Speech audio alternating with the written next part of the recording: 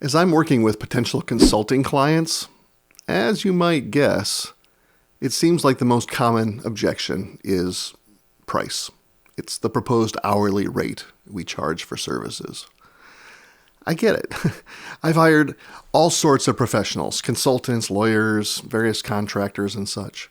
Sometimes that hourly rate seems like a lot. I can see the wheels turning.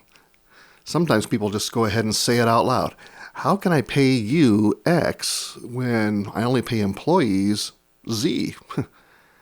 I'll just pay the employee instead of paying a consultant, maybe save some money.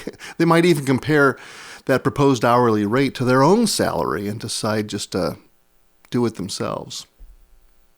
Makes sense, right? But let's be sure to do the math. Let's say we pay a professional employee a moderate wage. I'll even lowball it a bit. Let's say it's $30 an hour. But that $30 an hour, of course, isn't the real hourly rate. Add taxes and benefits, and that takes up the rate to, well, at least $39 an hour. Add vacations and holidays. Remember, you don't pay a consultant for vacations and holidays. And that takes the real rate up to 43. Then consider non-productive time, right? Employees get paid for breaks and meetings, the time we shoot the breeze with coworkers, and the times that we're simply spacing out. Non-productive time.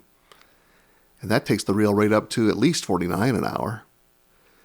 And then add a bit for office space and utilities and gear, right? Computers and such. And that gets the real rate up to maybe $52 an hour. And then there's overhead, right? Your time to manage employees, the time spent by others in the organization, everything from HR to janitorial. And that gets the real rate up to around $55 an hour. Just under double that hourly rate. And then finally, there's the big multiplier. You see, when you hire an expert, you should expect to at least get 2 to 4 times the quality in at least half and perhaps a quarter of the time, right? The experts are supposed to be more efficient.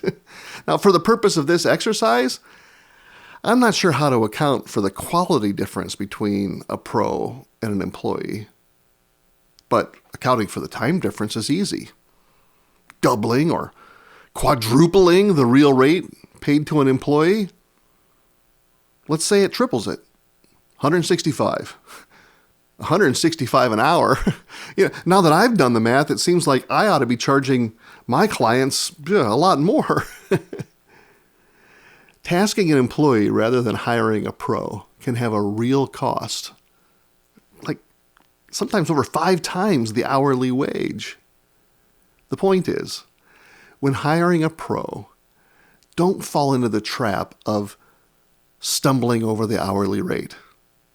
Do the math and consider the real rate, that real rate when comparing what you might pay a pro instead of an employee who lacks the time and expertise. Hiring a pro is often what makes the most money sense.